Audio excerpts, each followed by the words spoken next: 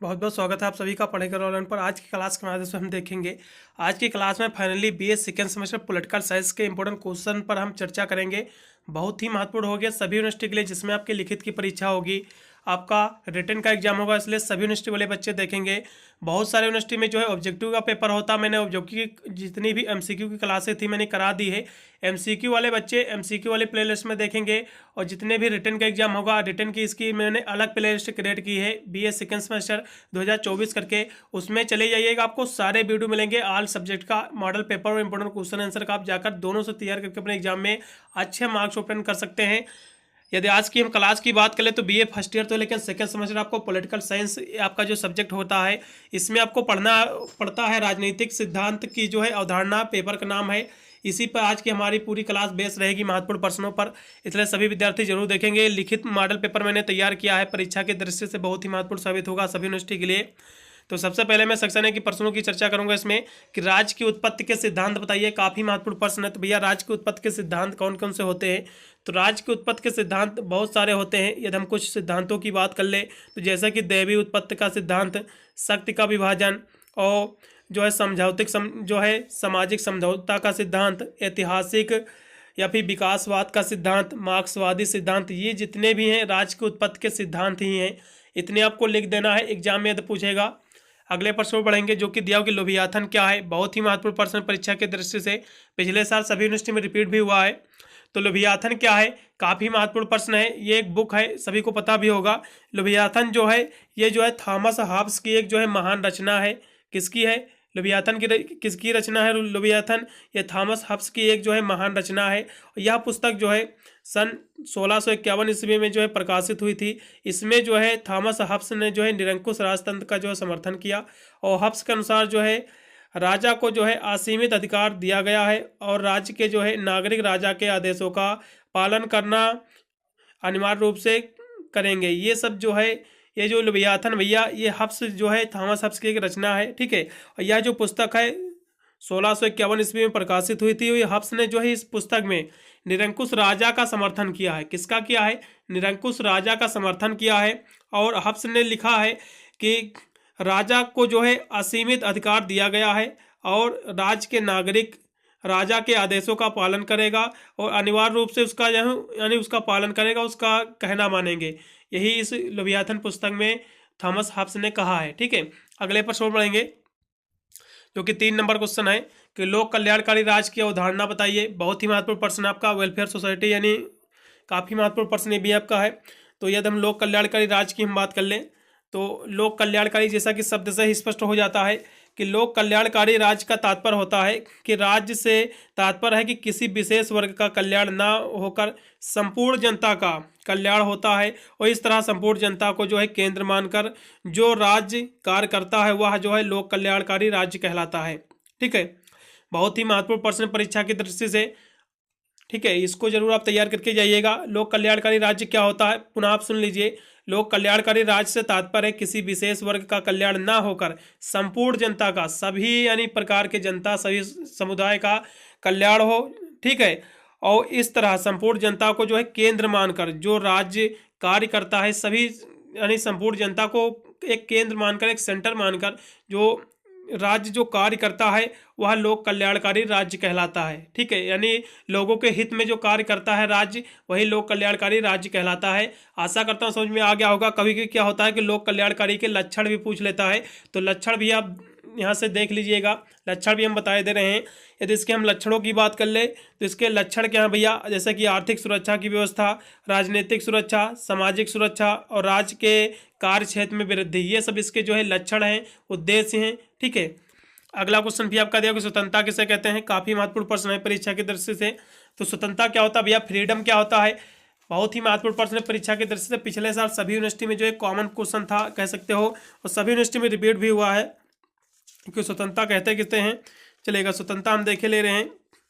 तो स्वतंत्रता क्या है, तो वैसे तो स्वतंत्रता संप्राय जो है किसी भी व्यक्ति के जो है उस सीमा तक है जिस सीमा तक जो है व्यक्ति की स्वतंत्रता के कारण जो है अन्य व्यक्ति की स्वतंत्रता में जो है बाध्य न उत्पन्न हो। यानी ऐसी स्वतंत्रता से है कि आपकी स्वतंत्रता यानी सभी व्यक्तियों को स्वतंत्रता प्राप्त है, लेकिन आपकी स्वतंत्रता ऐसी ना हो कि किसी दूसरे व्यक्ति को जो है इससे दिक्कत हो, इससे प्रॉब्लम हो, ठीक है। और अथवा उसे कठिनाई का सामना न करना पड़े दूसरे व्यक्ति को, यही आपकी स्वतंत्रता कहलाती है। जो है एक महोदया है लास्की ने, उन्होंने लिखा भी है कि स्वतंत्रता से मेरा अभिप्राय जो है उन सामाजिक परिस्थितियों के जो है अस्तित्व पर कोई प्रतिबद्ध ना हो जो आधुनिक सभ्यता में मनुष्य के सुख दुख के लिए जो है नितांत आवश्यक हो। ठीक है, इतनी आपको डिफिनेशन देख लेना है, काफी महत्वपूर्ण प्रश्न परीक्षा के दृष्टि से। अगला क्वेश्चन आपका जाएगा कि फांसीवाद क्या है, बहुत ही महत्वपूर्ण प्रश्न ये भी आपका है, इसको भी देखेंगे। आप चाहे तो इन सभी प्रश्नों के उत्तर जो है आप लगाकर आप सीरीज या नोट्स वगैरह भी इनको तैयार कर सकते हैं, क्योंकि सभी क्वेश्चन जो है बहुत ही महत्वपूर्ण है परीक्षा की दृष्टि से। ठीक है, अब फांसीवाद क्या होता है इसको भी हम देखेंगे। देखिए, सर्वाधिकारवाद की तरह जो है फांसीवाद भी जो है व्यक्ति की जो है अपेक्षा राज्य को जो है एक महत्व देता है। ठीक है, और एप्टीन ने इसकी डिफिनेशन भी दी है, उन्होंने लिखा है कि फांसीवाद जो है एक एकाकी दल है और अधिनायक द्वारा शासन और समाज द्वारा जो है सर्वाधिकारवादी संगठन है जो अत्यधिक राष्ट्रवादी, जातिवादी और सैनिकवादी तथा साम्राज्यवादी है।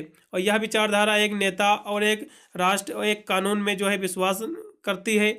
और फांसीवाद युद्ध प्रेमी जो है, और पंडित जवाहरलाल नेहरू ने भी लिखा हुआ है कि फांसीवाद जो है विचारधारा का एकमात्र उद्देश्य समाजवाद, साम्यवाद और उदारवादी लोकतंत्र का विरोध करना है। और यह विचारधारा जो है सुमेलिन के समय इटली में अपनी पराकाष्ठा पर की थी। ठीक है, फांसीवाद के जो जनक हैं कौन भैया, सुमेलिन है, आपको लिख देना है बना बनाकर, काफी महत्वपूर्ण प्रश्न परीक्षा की दृष्टि से ये भी आपका है। अगला क्वेश्चन भी आपका दिया कि अराजकतावाद की परिभाषा आपको देखना है, काफी महत्वपूर्ण प्रश्न ये भी आपका है कि अराजकतावाद होता क्या है। ठीक है, 6 नंबर क्वेश्चन की हम बात कर ले तो अराजकतावाद क्या होता है, यानी राज्य के नियंत्रण में पूरी तरह स्वतंत्रता समाज की यानी पैरोकारी करने वाला विचार अराजकतावाद कहलाता है। ठीक है, आप ऐसे भी कह सकते हैं। अब अराजकतावाद होता क्या है आप समझ लीजिए, यानी राज्य के नियंत्रण में पूरी तरह स्वतंत्र जो है समाज की पैरोकारी का मतलब होता है निगरानी करने वाला व्यक्ति। ठीक है, पैरवी करने वाला व्यक्ति जो है अराजकतावाद कहलाता है। यानी किसी चीज़ का कोई केस वगैरह हो, मान लो आप वकील ही समझ लो एग्जाम्पल के तौर पर, कि वकील जो होता है किसी केस की पैरवी ही तो करता है, वही जो उसका कह सकते हो निगरानी करता है, उसके बारे में छानबीन करता है, वही आपका जो होता है अराजकतावाद कहलाता है। ठीक है, अगला क्वेश्चन भी आपका दिया हुआ है कि धर्मनिरपेक्ष पर आपको टिप्पणी लिखना है, काफ़ी महत्वपूर्ण प्रश्न परीक्षा की दृष्टि से ये। तो भैया धर्मनिरपेक्ष किसे कहते हैं, ये क्वेश्चन बिल्कुल आपको अपने एग्जाम में देखने को मिलेगा, इसको बिल्कुल भी मिस नहीं करना है, इसको आपको तैयार करके ही जाना है। ठीक है, तो धर्मनिरपेक्ष भैया क्या होता है इसको भी हम देखेंगे। तो धर्मनिरपेक्ष जो है राजनीतिक विज्ञान का एक महत्वपूर्ण विषय है, और धर्मनिरपेक्ष राज्य से अभिप्राय है कि राज्य का अपना कोई धर्म नहीं होगा और वह अपने कार्यों के लिए धर्म को आधार नहीं बनाएगा तथा धर्म के आधार पर जो है अपने नागरिकों के साथ कोई भी भेदभाव नहीं करेगा, और राज्य के द्वारा धर्म को राजनीतिक से यानी पूर्णतः पृथक रखा जाएगा। आप ऐसा भी कह सकते हैं धर्मनिरपेक्षता का मतलब ये होता है कि ऐसा भी कह सकते हो कि धर्मनिरपेक्षता से प्राय होता है कि राज्य का अपना कोई धर्म नहीं है। ठीक है, सभी धर्म समान हैं और अपना कार्य जो है करने के लिए किसी धर्म को जो है आधार नहीं बनाया जाएगा, किसी धर्म का जो है इसका केंद्र नहीं बनाया जाएगा, और जो भी हो सभी धर्मों को समान सामग्री मिले। ठीक है, समानता मिले, न्याय मिले, ये होता है जो है धर्मनिरपेक्षता। ठीक है, बहुत सारे डॉक्टर राधाकृष्ण ने भी लिखा हुआ है इसकी डिफिनेशन कि धर्मनिरपेक्ष होने का तात्पर्य होता है अधर्मी होना या फिर संकुचित धार्मिक पर चलना नहीं, वरना उसका तात्पर्य पूर्णतः आध्यात्मिक होना होता है। यहाँ से डॉक्टर भीमराव अम्बेडकर ने भी लिखा हुआ है कि धर्मनिरपेक्ष राज्य का अर्थ होता है कि हम लोगों की धार्मिक भावनाओं का जो है आदर करेंगे और उसका जो है सभी लोगों के जो है किसी धर्म को जो है नहीं थोपेंगे, यानी सभी धर्मों के लिए समान दृष्टि से देखेंगे सभी धर्मों को।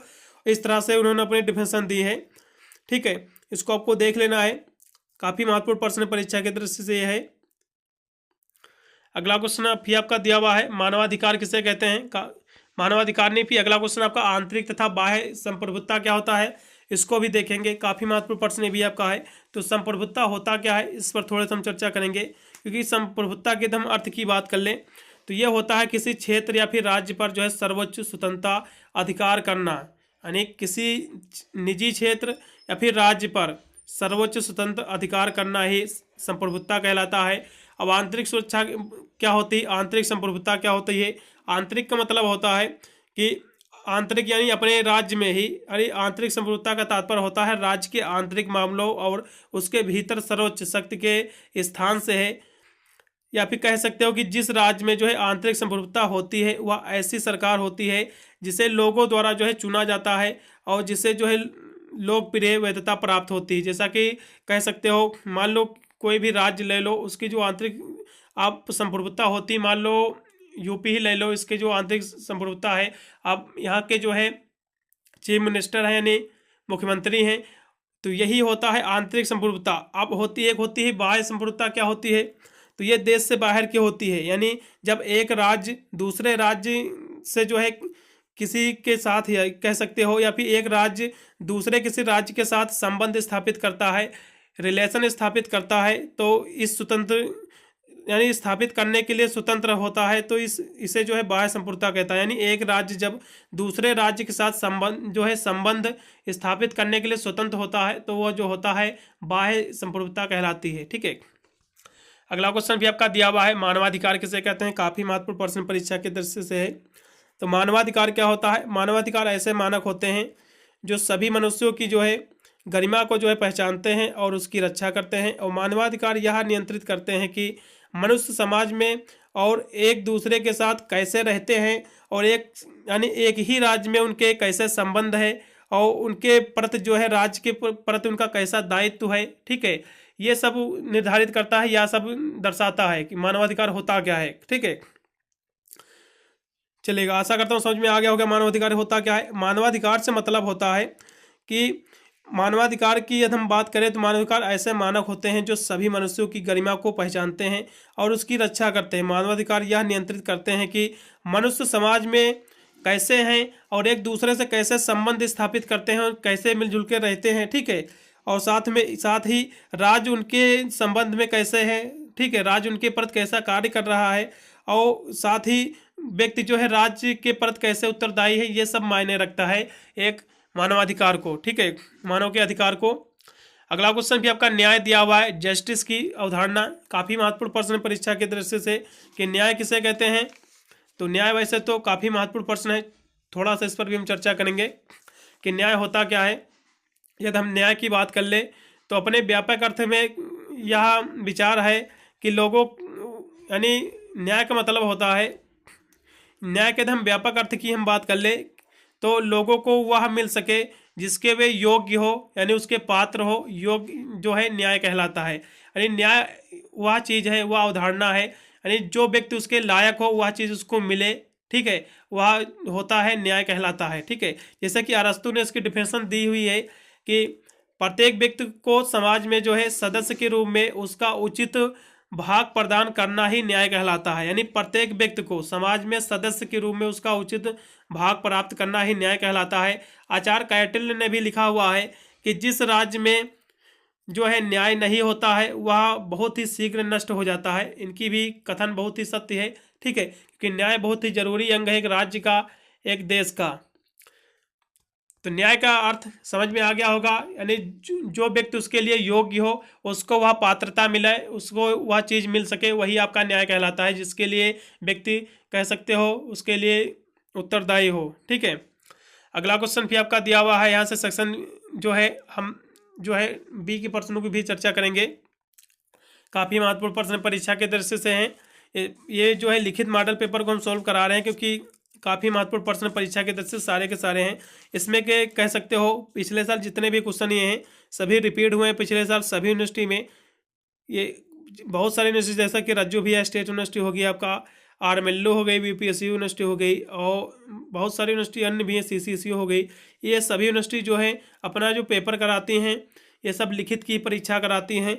तो इन सभी यूनिवर्सिटी के लिए जो है पूरा का पूरा क्वेश्चन जो मैं सॉल्व करा रहा हूँ, जितने भी क्वेश्चन ये बहुत ही महत्वपूर्ण साबित होंगे परीक्षा की दृष्टि से। इसलिए सभी प्रश्नों को थोड़ा सा भी आपको मिस नहीं करना है, सबको आपको रट डालना है। ठीक है, चलेगा, अगले प्रश्न पढ़ेंगे जो कि दिया हुआ, इसमें एक और क्वेश्चन आपका दिया हुआ कि उपनिवेशवाद क्या होता है, इस पर भी थोड़ा सा हम चर्चा किए ले रहे हैं, क्योंकि परीक्षा के दृष्टि से ये पिछले साल शॉर्ट नोट में पूछा गया था कि ये होता क्या है उपनिवेशवाद। चलेगा, इसको भी हम देखेंगे। तो उपनिवेशवाद होता क्या है, देखिए उपनिवेशवाद जो होता है, हम किसी शक्तिशाली जो है राष्ट्र द्वारा निहित स्वार्थवंश किसी जो है निर्बल राष्ट्र के शोषण को जो है उपनिवेशवाद कहते हैं। ठीक है, इतनी आपको डिफिनेशन लिख देना है बस। अगला क्वेश्चन भी है, यहाँ से सेक्शन बी की प्रश्न की हम बात कर ले।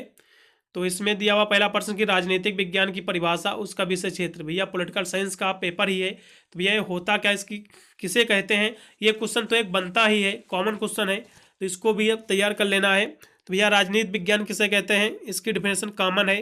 तो राजनीति विज्ञान वह विज्ञान है जो मानव के जो है एक राजनीतिक और सामाजिक प्रणाली होने के नाते उससे जो है संबंधित राज्य और सरकार दोनों संस्थाओं का अध्ययन करता है। पॉलिटिकल साइंस कहलाता है, राजनीति विज्ञान कहलाती है। गार्गर ने यहाँ से इसकी डिफिनेशन दी हुई है, एक महोदय हैं गार्नर, इन्होंने भी इसकी डिफिनेशन दी हुई है कि राजनीति विज्ञान का अध्ययन और राजनीति विज्ञान का अध्ययन का प्रारंभ और अंत राज्य ही है। ठीक है, और बहुत सारे यहाँ से दी हुई है डिफिनेशन, जैसे कि बंसली ने भी इसकी डिफिनेशन दी हुई है। उन्होंने कहा है कि राजनीति विज्ञान वह विज्ञान है जिसका संबंध जो है राज्य से है और जो यह समझने का प्रयत्न करता है कि राज्य में आधारभूत तत्व क्या है, इसका जो है तात्विक रूप क्या है, इसकी अभिव्यक्ति किन विधियों के रूपों में होती है और इसका विकास कैसे हुआ है। ये सब ये काफ़ी महत्वपूर्ण प्रश्न परीक्षा के दृष्टि से, इसको तैयार कर लेना है। इसका विषय क्षेत्र भी देख लेना है। फिर भैया लोकतंत्र क्या होता है, डेमोक्रेसी क्या होता है, इसकी परिभाषा, इसके गुण दोष, काफ़ी महत्वपूर्ण प्रश्न परीक्षा के दृष्टि से। तो लोकतंत्र क्या होता है, तो डेमोक्रेसी से इंग्लिश में कहते हैं डेमोस प्लस क्रेसी, बहुत ही महत्वपूर्ण प्रश्न परीक्षा के दृष्टि से है। तो डेमोस प्लस क्रेसी को भी हम देखेंगे कि लोकतंत्र होता क्या है। तो लोकतंत्र सभी को पता भी होगा कि भारत एक लोकतांत्रिक देश है। ठीक है, तो यदि हम इसकी बात कर ले तो जो ये डेमोक्रेसी जो है, यानी लोकतंत्र को जो है इंग्लिश में डेमोक्रेसी कहते हैं, और डेमोक्रेसी जो है ये दो शब्दों से मिलकर बना हुआ है, डेमोस प्लस क्रेसी। ठीक है, दो शब्दों से मिलकर बना हुआ है। डेमोस का अर्थ होता है जनता और क्रेसी का अर्थ होता है सत्ता, यानी जनता का सत्ता होना, या फिर कह सकते हो प्रजातंत्र जनता की सत्ता, प्रजातंत्र जनता की सत्ता इसका अर्थ होता है। और इस प्रकार जो है लॉर्ड ब्रायन ने जो है इसकी डिफिनेशन दी हुई है। उन्होंने कहा है कि लोकतंत्र सरकार का वह रूप है जिसमें जो है राज्य सत्ता किसी विशेष वर्ग में केंद्रित न होकर जो है संपूर्ण समाज के सदस्यों में निहित रहती है। ये डिफिनेशन दी हुई है, लॉर्ड ब्राइट एक महोदय हैं, उन्होंने इसकी डिफिनेशन दी है। बहुत सारे, एक डायसी ने भी इसकी डिफिनेशन दी हुई है। उन्होंने कहा है कि लोकतंत्र सरकार का वह रूप है जिसमें जो है शासन वर्ग संपूर्ण जो है राष्ट्र का एक बड़ा भाग होता है, और इस प्रकार जो है लोकतंत्र को जो है जनता का जो है शासन कहा जा सकता है। उन्होंने डिफिनेशन दी हुई है, काफ़ी महत्वपूर्ण प्रश्न परीक्षा के दृष्टि से। इसके लोकतंत्र के बहुत सारे लक्षण भी हैं, जैसा कि लोकतंत्र जो है शासन में जनता का प्रतिनिधित्व होता है और जनता के हितों की जो है रक्षा भी होती है, और प्रतिनिधित्व जनता के पास जो उत्तरदायी भी होते हैं, और शासन वर्ग के जो है प्रतिनिधित्व जनता द्वारा ही चुने जाते हैं। ये सब होता है लोकतंत्र। ठीक है, यानी लोकतंत्र ये होता है जो लोगों के द्वारा, कह सकते हो जनता के द्वारा जो कल्याण होता है वही आपका लोकतंत्र कहलाता है। इसको आपको तैयार कर लेना, काफ़ी महत्वपूर्ण प्रश्न परीक्षा की दृष्टि से। ठीक है, फिर अगला इसमें क्वेश्चन है आपका दिया कि राज्य क्या होता है। ये क्वेश्चन महत्वपूर्ण है, ये छूट गया था, इसको भी देख लीजिएगा। इसे कि थोड़ा अथवा करके दिया हुआ है, इसको मैंने स्पेशली रखा है इसमें क्योंकि ये क्वेश्चन जो है ये भी क्वेश्चन रिपीट हुआ था पिछले साल। तो राज्य क्या है इसके बारे में भी थोड़ा सा हम चर्चा किए ले रहे हैं, क्योंकि महत्वपूर्ण प्रश्न परीक्षा की दृष्टि से चलेगा। राज्य क्या है, तो अरस्तु का कथन है कि राज्य की जो है उत्पत्ति जीवन को जो है संभव बनाने के लिए हुई है, और वह सुखी और समृद्ध जीवन के लिए कायम है। और मनुष्य एक जो है सामाजिक प्राणी है, और वह अपनी जो है विभिन्न आवश्यकताओं की पूर्ति के लिए जो है विभिन्न संगठनों की स्थापना करता है, और इन जो है राज्य इन सभी संघों के में से जो है एक सर्वोच्च संगठन है। अरस्तु ने राज्य की परिभाषा देते हुए कहा है कि राज्य जो है परिवार और ग्रामों, यानी परिवार और गांवों का एक ऐसा समुदाय है जिसका उद्देश्य जो है पूर्ण अथवा आत्मनिर्भर जीवन की प्राप्ति, यानी आत्मनिर्भर जीवन की प्राप्ति है। इन्होंने कहा है, अरस्तु ने कहा है। ठीक है, चलेगा, अगले प्रश्न पढ़ेंगे।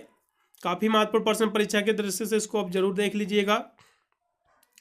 अगला क्वेश्चन दिया कि संप्रभुता पर जो है जॉन ऑस्टिन की परिभाषा दीजिए। बहुत ही महत्वपूर्ण प्रश्न, इसकी विशेषताएं भी कई पूछ लेता है संप्रभुता की। तो संप्रभुता पर जॉन ऑस्टिन की परिभाषा बहुत ही महत्वपूर्ण प्रश्न है, इसको भी हम देखेंगे। ये आपका 3 नंबर क्वेश्चन आपका दिया हुआ है, चलेगा। ये पिछले साल काफ़ी बार ये प्रश्न रिपीट हुआ। ये क्वेश्चन की तो मैं गारंटी लेता हूँ आपको अपने एग्जाम में बिल्कुल 100% ये क्वेश्चन जो है आपको अपने एग्जाम में देखने को मिलेगा, चलेगा। इसको हम देखेंगे। ऑस्टिन के संप्रभुता सिद्धांत की व्याख्या करेंगे। तो ये होता क्या है? संप्रभुता जो होता है राज्य का हुआ सर्वोच्च शक्ति है, जिसके द्वारा जो है राज्य के निश्चित क्षेत्र के अंतर्गत स्थित जो है सभी व्यक्तियों और समुदाय का जो है पूर्ण नियंत्रित रखा जाता है, और जिसके आधार पर जो है राज्य जो है अपने ही समान दूसरे के राज्य के साथ जो है अपनी इच्छा अनुसार जो है एक संबंध स्थापित करता है, एक रिलेशन जो है स्थापित करता है। इसकी बहुत सारी डिफिनेशन दी हुई हैं, ठीक है। संप्रभुता सिद्धांत की हम बात कर ले तो वैसे तो देखा जाए तो जॉन ऑस्टिन यहाँ से दी हुई है। तो संप्रभुता जो है नागरिकों व परिजनों के ऊपर जो है राज्य की वह सर्वोच्च शक्ति है, जिस पर कानून का कोई जो है अंकुश ना हो। ये आपकी जो होता है ये संप्रभुता होती है। इसकी डिफिनेशन मैंने पहले भी आपको समझा रखा है, आप यहाँ से भी समझ लीजिएगा, क्योंकि परीक्षा की दृष्टि से काफ़ी महत्वपूर्ण प्रश्न ये है, ठीक है।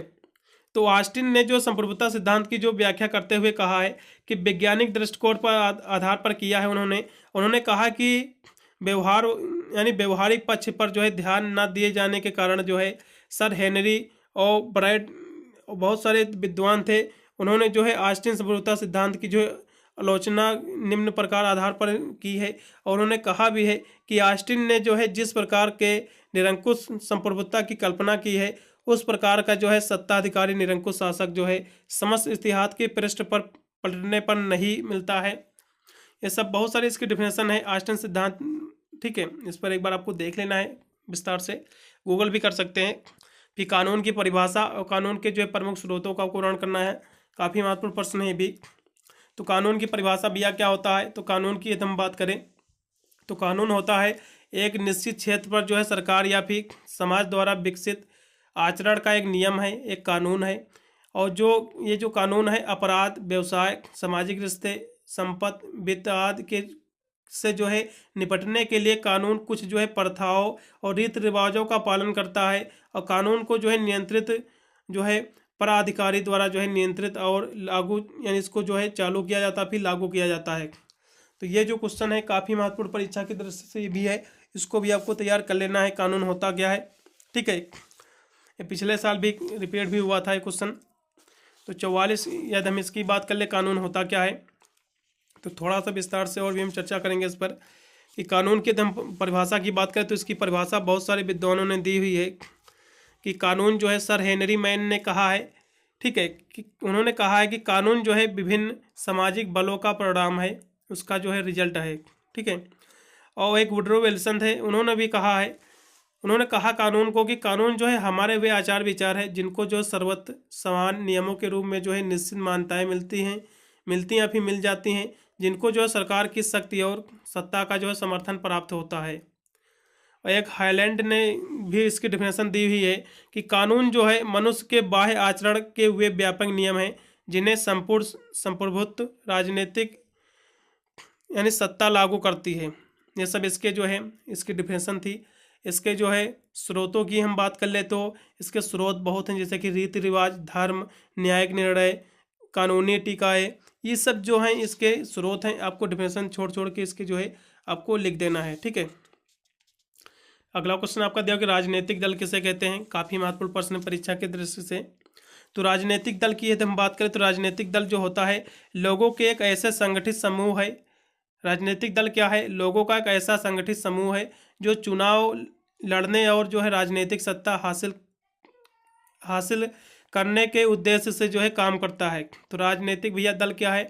एक प्रकार का एक दल है जो चुनाव के माध्यम से एक राजनीतिक सत्ता हासिल करता है, ठीक है, वही इसका उद्देश्य रहता है। आप ऐसा भी कह सकते हैं कि एक राजनीतिक दल लोगों या फिर निकायों का एक ऐसा संगठित समूह है जो किसी देश में जो है मामलों को चलाने के लिए चुनाव के माध्यम से राजनीतिक सत्ता पर जो है कब्जा करता है या फिर कह सकते हैं उस पर राज्य करता है, वही आपका जो है राजनीतिक दल कहलाता है। अगला क्वेश्चन भी आपका दिया हो कि एकात्मक शासन से क्या अभिप्राय है। एकात्मक शासन से अब किसे कहते हैं। तो एकात्मक शासन भैया क्या होता है, पिछले साल काफ़ी महत्वपूर्ण प्रश्न है, ये रिपीट भी हुआ था। तो एकात्मक यदि हम शासन की बात करें तो ये क्वेश्चन बिल्कुल आपको पर एग्जाम में देखने को मिलेगा ही, क्योंकि पिछले साल सभी यूनिवर्सिटी में कॉमन क्वेश्चन रहा है। तो एकात्मक शासन क्या होता है।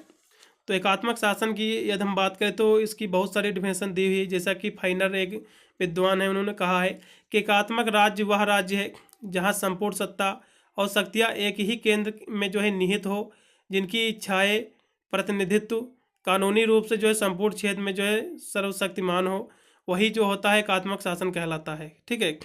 एक गार्नर है, उन्होंने भी इसकी डिफिनेशन दी है। उन्होंने कहा है कि यह शासन की वह प्रणाली है, वह सिस्टम है जिसमें जो है संविधान केंद्रीय शासन के जो है एक अथवा एक से अधिक अंगों को जो है पूरी शक्ति प्रदान करता है, और इन्हीं के जो है स्थानीय सरकारों को जो है अपनी सारी शक्तियाँ और अपना जो है अस्तित्व प्राप्त होता है। ये सभी इसकी जो है डिफिनेशन थी। इसकी कभी कभी जो है विशेषताएं भी पूछ लेता है एग्जाम में। तो इसकी विशेषताओं की हम बात करें तो संविधान द्वारा जो है शक्तियों का विभाजन नहीं, और स्थानीय सरकारों की केंद्र पर निर्भरता, और जो है इकहरी नागरिकता, ये सभी जो है इसकी विशेषताएं हैं। और इसके हम गुण दोषों की बात कर लें तो आपको एग्जाम में लिख देना, ज़्यादा कोई विशेष ये देखा जाए तो कठिन है नहीं क्वेश्चन। ठीक है, इसको देख लेना है। एकात्मक शासन आपका हो गया। चलिएगा, एकात्मक शासन के बाद आपका क्वेश्चन दिया कि बहुलवाद से आप क्या समझते हैं। काफ़ी महत्वपूर्ण प्रश्न परीक्षा के दृष्टि से। बहुलवाद क्या है, ये काफ़ी महत्वपूर्ण प्रश्न ये भी आपका है। तो बहुलवाद की यदि हम बात करें तो बहुलवाद होता क्या है। तो बहुलवाद जो है राज्य एक ऐसा राज्य है जिसमें जो है सत्ता का केवल एक जो है एक ही स्रोत नहीं, वह विभिन्न स्रोतों में जो है विभाजनीय है, और इसे जो है विभाजित नहीं किया जाना चाहिए, आपका बहुलवाद कहलाता है। बहुत सारी यहाँ से डिफिनेशन दी हुई हैं, जैसा कि एक बारकर ने है विद्वान है, उन्होंने कहा है, लास्की ने भी इसकी डिफिनेशन दी है। उन्होंने कहा है कि समाज के यानी ढांचे को पूर्ण होने के लिए उसे संघात्मक होना चाहिए, यही आपका जो है बहुलवाद है। और इसकी यदि हम बात कर ले तो एक और भी डिफिनेशन दी हुई है कि यदि हम तत्वों का अवलोकन करें और यह स्पष्ट हो जाता है कि संप्रभुता के सिद्धांत का अंत हो चुका है, यही बहुलवाद। ये सब इसकी डिफिनेशन अलग अलग दी हुई है। ठीक है, या फिर आप ऐसा भी कह सकते हैं कि बहुलवाद जो है इस बात को मान्यता नहीं देता है कि राज्य जो है एक सर्वोच्च समुदाय है, और वह जो है अन्य समुदाय को भी उसी आधार पर जो है आवश्यकता एवं प्राकृतिक मानते हैं, और उनका जो है विचार है कि वे सभी समुदाय वैसे ही महत्वपूर्ण हैं जैसे कि राज्य, और इन समुदायों का जो है कह सकते हो स्वतः जो है वे राज्य जो है द्वारा निर्मित होते हैं, स्वतः जो राज्य द्वारा ही निर्मित होते हैं, बहुलवाद कहलाता है। इसकी डिफिनेशन आपको देख लेना है, काफ़ी महत्वपूर्ण प्रश्न है। चलिएगा, अगले प्रश्न पढ़ेंगे जो कि आपका दिया हुआ है। यहाँ से भी आपका सेक्शन सी के प्रश्न स्टार्ट हो जाते हैं। सेक्शन सी का प्रश्न पहला दिया हुआ है कि व्यवहारवाद किसे कहते हैं। काफ़ी महत्वपूर्ण प्रश्न ये भी आपका है कि व्यवहारवाद होता क्या है। चलेगा, हम इसी पर हम चर्चा करेंगे। आपका ये क्वेश्चन हो गया 6 नंबर क्वेश्चन आपका। फिर आपका यहाँ से सेक्शन सी शुरू, फिर आपका व्यवहारवाद क्या होता है, तो इसको भी हम देखेंगे। तो व्यवहारवाद क्या होता है। तो व्यवहारवाद की यदि हम बात करें तो व्यवहारवाद जैसा कि शब्द से स्पष्ट हो जाता है कि कैसा। तो व्यवहारवाद जो होता है क्रांति परंपरागत जो है राजनीतिक विज्ञान की जो है उपलब्धि के प्रति जो है असंतोष का परिणाम है, उसका रिजल्ट है। इसका उद्देश्य जो है राजनीतिक विज्ञान को जो है अत्यधिक जो है वैज्ञानिक बनाना होता है, इसका मेन उद्देश्य होता है। और इसकी बहुत सारे इसके कह सकते हो उसकी डिफिनेशन भी हैं कि यह जो है इस बात पर बल देता है कि राजनीतिक अध्ययन और शोध जो है कार्य में विश्लेषण की जो है मौलिक इकाई संस्थाएं ना होकर कि व्यक्तिगत होनी चाहिए। और इसका बहुत सारे यहाँ से विद्वानों ने इसकी डिफिनेशन भी दी हुई है। उन्होंने ये भी कहा है कि यह जो है सामाजिक विज्ञान को जो है व्यवहारवादी विज्ञान के रूप में देखता है, और जो है राजनीतिक विज्ञान और अन्य सामाजिक विज्ञान की जो है एकता पर बल देता है। तो इसकी भी आपको डिफिनेशन देख लेना, काफ़ी महत्वपूर्ण प्रश्न है। फिर राज्य की उत्पत्ति के जो है दैवीय सिद्धांत की जो है व्याख्या करना है, बहुत ही महत्वपूर्ण प्रश्न परीक्षा की दृष्टि से, इसको भी देखेंगे। तो राज्य की उत्पत्ति की जो है दैवीय सिद्धांत क्या है, पिछले साल रिपीट हुआ है, बहुत ही कॉमन क्वेश्चन है, बहुत ही ईजी क्वेश्चन है, कह सकते हो ऐसा। तो ये क्या होता है इसको भी बताने का प्रयास करेंगे, चलेगा। राज्य की दैवीय सिद्धांत की व्याख्या। तो राज्य की दैवीय सिद्धांत की हम बात करें तो राज्य की जो है उत्पत्ति के संबंध में सबसे प्राचीन जो है सिद्धांत जो है दैवीय सिद्धांत है, यही सिद्धांत है। और इस सिद्धांत के अनुसार जो है राज्य की जो है उत्पत्ति ईश्वर द्वारा हुई है, ठीक है। और राज्य जो है मानवकृत संस्था नहीं है, बल्कि यह एक दैवीय संस्था है। और राज्य जो है ईश्वर की देन है, वह वस्तु है, और इस धरती पर जो है राजा ईश्वर का प्रतिनिधित्व है। और इस सिद्धांत के अनुसार जो है राजा अपने अच्छे या फिर बुरे कार्यों के लिए जो है ईश्वर के प्रति उत्तरदायी होता है। और राजा सर्वोच्च सत्ताधिकारी है, और राजा की आज्ञाओं का पालन करना प्रजा का जो है नैतिक धर्म है। और उसकी आज्ञाओं का जो है उल्लंघन करना ईश्वर की जो है आज्ञाओं या फिर कह सकते हो आज्ञाओं की उपेक्षा होती है, यानी उसका उपेक्षा होती है। और इंग्लैंड में जो है राजा जेम्स ने कहा है कि राजा पृथ्वी पर जो है ईश्वर की का प्रतिनिधित्व है, राजा जो है पृथ्वी पर ईश्वर का प्रतिनिधित्व है, उन्होंने कहा हुआ है। काफ़ी महत्वपूर्ण प्रश्न परीक्षा के दृष्टि से ये है, ठीक है, देख लेना है, चलेगा। फिर अगला क्वेश्चन भी आपका दिया हुआ है जो कि है, तो राज्य की उत्पत्ति के सिद्धांत का दैवीय सिद्धांत की आलोचना व्याख्या करना है। आपको ज़्यादा वर्डों में लिखना पड़ेगा, ये आपको बना बना कर लिख देना है। वैसे तो देखा जाए तो महाभारत में जो है सांदपुर में गंगा पुत्र भीष्म धर्मराज युधिष्ठिर को जो है उपदेश देते हुए राजा ईश्वर का अंग है, और राजा में जो है ईश्वर की जो है कार्य शक्ति करती है। और इंग्लैंड में जो है राजा जेम्स ने भी जो है राजाओं के दैवीय अधिकारों पर जो है आश्रय लिया था, और उनके अनुसार जो है राजा पृथ्वी पर ईश्वर की सांस लेती हुई मूर्तियां है। और मिस्र में जो है राजा को ईश्वर मानते हुए उसे जो है सूर्य पुत्र समझते हैं। और ईसाई धर्म में जो है के अनुसार जो है राजा को ईश्वर में ही ईश्वर यानी राजा को जो है ईश्वर ने ही पैदा किया है। और गीता में जो है श्री कृष्ण कहते हैं मनुष्य में जो है मैं ही राजा हूँ। इस तरह से आपको लिख देना है, काफ़ी महत्वपूर्ण प्रश्न परीक्षा की दृष्टि से चलेगा। अगला क्वेश्चन भी आपका दिया हुआ है कि अनुपातिक प्रतिनिधित्व प्रणाली से आप क्या समझते हैं, काफ़ी महत्वपूर्ण प्रश्न ये भी आपका है। तो अनुपातिक प्रतिनिधित्व प्रणाली से आप क्या समझते हैं, इसके सिस्टम से आप क्या समझते हैं, तो इस पर भी थोड़ा सा हम चर्चा करेंगे, क्योंकि ये भी क्वेश्चन जो है रिपीटेड क्वेश्चन है परीक्षा की दृष्टि से। पिछले साल मेरे हिसाब से ये भी क्वेश्चन जो है कॉमन रहा था, तो इसको भी देखेंगे। तो अनुपातिक प्रतिनिधित्व की प्रणाली की सिस्टम की यदि हम बात करें तो एक जे.एस. मिल महोदय हैं, उन्होंने कहा है कि विद्यमान शासन जो है सभी व्यक्तियों का जो है समान रूप से प्रतिनिधित्व करने वाला शासन नहीं है, वरन यह केवल जो है बहुसंख्यकों का प्रतिनिधित्व शासक है। एक वास्तविक तथा सर्व समान लोकतंत्र में जो है प्रत्येक वर्ग को जो है अपनी जनसंख्या के अनुपात को के अनुसार जो है प्रतिनिधित्व प्राप्त चाहिए। बहुत सारी इसकी डिफिनेशन दी हुई है, इसके हम अर्थ की बात कर ले प्रतिनिधित्व की, तो अनुपातिक प्रतिनिधित्व की जो है इसकी जो सिद्धांत या इसकी जो सिस्टम पद्धति है का प्रतिपादन जो है 18वीं सदी में जो है एक प्रसिद्ध विद्वान थॉमस हेयर ने अपनी पुस्तक प्रतिनिधित्व का चुनाव में किया है। और इसलिए उन्होंने उन्हीं के नाम पर जो है इस सिद्धांत या फिर इस पद्धति को जो है अपनाने के लिए जो है बहुसंसदीय निर्वाचन क्षेत्र होने चाहिए। और ऐसे निर्वाचन क्षेत्र में जो है प्रत्येक मतदान या फिर कह सकते हो मतदाता को जो है चुने गए प्रतिनिधियों की संख्या के बराबर मत देने का अधिकार होना चाहिए।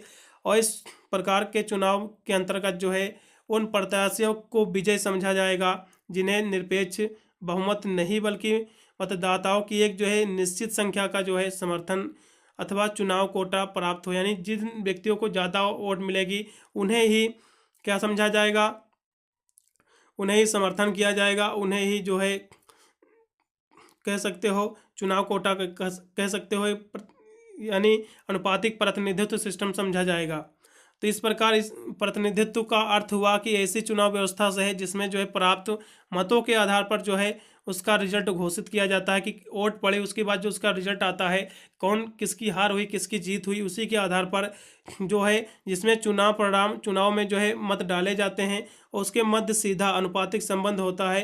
लेकिन चुनाव जो होता है बहुसंसदीय निर्वाचन क्षेत्र के आधार पर ही हो सकता है, ठीक है, इसके बारे में आपको देख लेना है। अगला क्वेश्चन, समाजवाद और बाहुलवाद क्या होता है, इसकी दोनों की डिफिनेशन आपको तैयार कर लेना, परिभाषा। तो समाजवाद क्या होता है, पहले इस पर हम देखेंगे। आपका 4 नंबर क्वेश्चन ये है। तो समाजवाद क्या होता है, इसके बाद बाहुलवाद क्या होता है। ये दोनों प्रश्न जो है बहुत ही महत्वपूर्ण है परीक्षा की दृष्टि से, तो इन दोनों को देखेंगे। पहले हम देखेंगे समाजवाद क्या होता है, उसके बाद देखेंगे कि बाहुलवाद क्या होता है। ठीक है, तो समाजवाद क्या होता है, यदि इस क्वेश्चन की हम बात करें तो समाजवाद जो है इस युग में सबसे महत्वपूर्ण विचारधारा जो है, या फिर कह सकते हो समाजवाद का इतिहास उतना ही पुराना है जितना जो है मानव सभ्यता का इतिहास रहा है। और समाजवादी विचारकों में जो है बहुत सारे विचारक इसके हैं, तो उन्होंने अपने डिफिनेशन प्रस्तुत की है अलग अलग शब्दों में। जैसे कि कोकर ने लिखा है कि समाजवाद के जो है शब्द का प्रयोग हम उन सिद्धांतों के लिए करते हैं जो अपेक्षाकृत अधिक जो है वेगवान आर्थिक समूह का जो है प्रतीक होता है। और आचार्य नरेंद्र देव ने भी लिखा हुआ है इसकी डिफिनेशन, और इमाइल ने इसकी डिफिनेशन दी हुई सरल शब्दों में। उन्होंने कहा है कि समाजवाद श्रमिकों का ऐसा संगठन है, यानी मजदूरों का एक ऐसा संगठन, एक समूह है जिसका उद्देश्य पूंजी संपत्ति को समाजवादी संपत्ति में परिवर्तित करने के लिए राजनीतिक सत्ता प्राप्त करना ही है। ठीक है, इतनी आपको डिफिनेशन तैयार कर लेना है। फिर बाहुलवाद क्या होता है, बाहुलवाद भी काफ़ी महत्वपूर्ण प्रश्न परीक्षा की दृष्टि से। तो बाहुलवाद की हम बात कर ले तो बाहुलवाद ऐसा राज्य है जिसमें जो है सत्ता का केवल जो है स्रोत नहीं है, बल्कि विभिन्न विभाजनीय था जिसे विभाजित किया जाना चाहिए वही होता है। इसकी डिफिनेशन भी बहुत सारे ने दी है। यदि हम तत्वों का अवलोकन करें और यह स्पष्ट हो जाता है कि संप्रभुता के सिद्धांत का जो है अंत हो चुका हो, तो यह आपका जो है बाहुलवाद कहलाता है। ठीक है, फिर लास्ट में आपका दंड किसे कहते हैं, ये क्वेश्चन दिया हुआ है, इसको थोड़ा सा हम देख लेंगे क्योंकि हो सकता है आपको शॉर्ट में प्रश्न देखने को मिल जाए। तो दंड किसे कहते हैं, चलेगा, इसको भी हम थोड़ा सा बताने का प्रयास करेंगे। दंड जो होता है, वैसे तो पनिशमेंट इसको इंग्लिश में कहते हैं, शब्द से स्पष्ट हो जाता है। कानून की व्यवस्था और राज्य की सुरक्षा सरकार के 2 आवश्यक कार्य माने जाते हैं, और इसके परिणाम स्वरूप दंड की व्यवस्था करना ही राज्य का जो आवश्यक कर्तव्य हो जाता है।